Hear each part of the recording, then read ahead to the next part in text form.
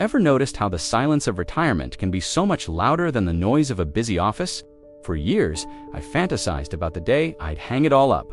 No more deadlines, no more meetings, just endless freedom. But when that day came, the freedom felt less like a wide-open field and more like an empty stadium after the game has ended. I realized I'd walked off the field too early, leaving the best part of the game unplayed. I had retired too early, and it felt like I was ruining my life. The biggest surprise wasn't the lack of work, it was the loss of myself. This isn't just my story. It's a quiet epidemic happening to millions. If you're dreaming of retirement, or maybe you're already there and feeling that same unsettling silence, stick around. I'm going to share what I'd do differently so you don't make the same mistakes I did. Let me tell you about Robert Hughes, a high-flying executive, the kind of guy whose identity was fused with his job title. He commanded boardrooms, managed huge teams, and his phone buzzed constantly. Retirement for him was supposed to be the ultimate reward, but within 6 months, he was lost. He told me, "I feel like a ghost.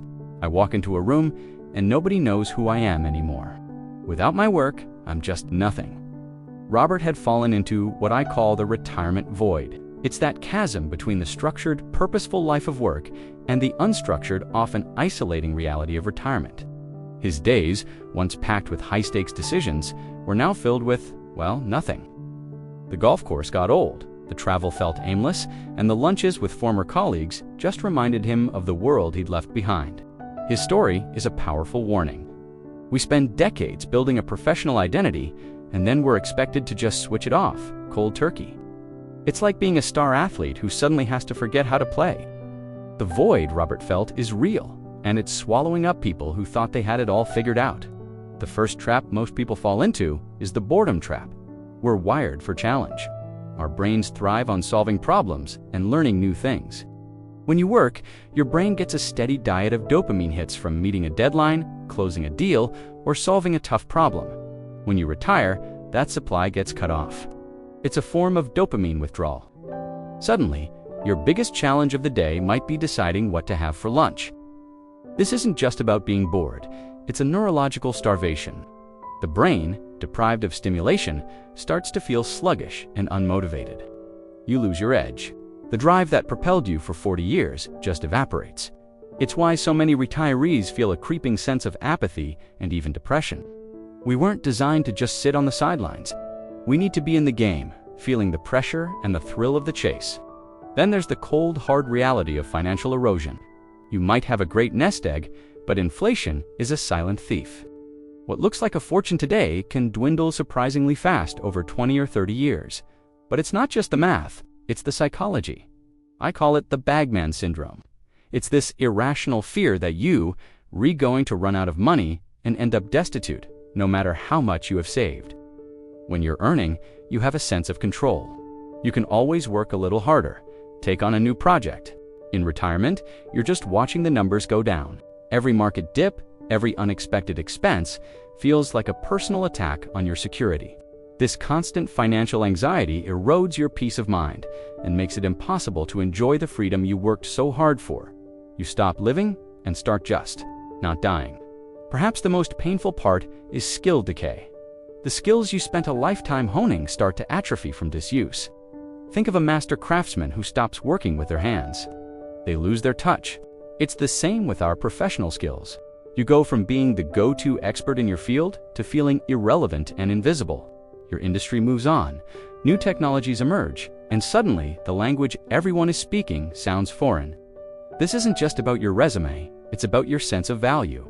When you feel your skills decaying, you start to feel like you are decaying. You lose confidence. You stop contributing because you feel you have nothing left to contribute. It's a vicious cycle that leads to social isolation and a profound sense of being left behind by a world you once helped build. So, what's the optimal age to retire? Here's the truth. It's the wrong question. We're obsessed with a number, whether it's 60, 65, or 70. But age is irrelevant. The real question should be about purpose. Instead of asking, at what age should I stop working, we should be asking, what purpose will I pursue when my primary career ends? It's not about retiring from something, it's about retiring to something. This shifts the entire paradigm. Maybe it's starting a small consulting business. mentoring young professionals, volunteering for a cause you're passionate about, or finally writing that book. The goal isn't to stop working, it's to redefine what work means to you. It's about finding a new challenge that ignites your passion and leverages your lifetime of experience. Your value doesn't expire on your 65th birthday. Your wisdom is your greatest asset. Ready to figure this out for yourself? I have 2 simple exercises for you. First, the business card test. Imagine you're at a party and someone asks, "What do you do?" What's your answer without your old job title? Can you describe yourself in a way that's compelling and reflects who you are now, not who you were? Write it down. If it feels awkward or empty, you have some identity work to do. Second, the Tuesday morning audit.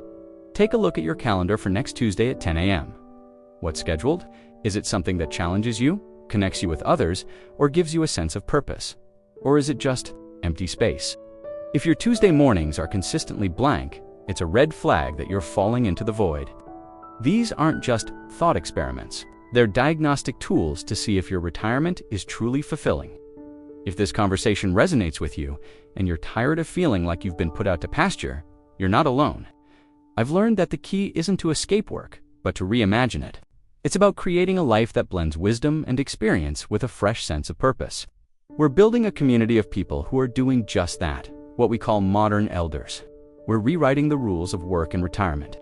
If you want to learn more and join a movement of people who are making their second half of life even better than the first, click the link in the description to join our Modern Elder community. And before you go, drop a comment below and tell me, what's the one thing you miss most about work?